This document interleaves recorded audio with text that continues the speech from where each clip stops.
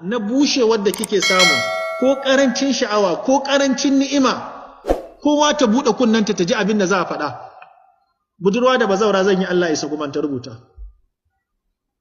Ko bari ku rubuta man hulba da man habba da man na'ana da man tafannuwa. Wai me yasa ake sa tafannuwa? Suka ce tana da tasiri duk cutar da yake alaka da mara ko jijiya, in sanyi yana ciki tafannuwa tana magani. Amma ba cin tafannuwan Bahaushe ba, ya dinga haɗiya kamar maganin asibiti. Shi wannan kuma tsotsa ruwan cikinsa zai sai ya fayo ayi gari ya mutu.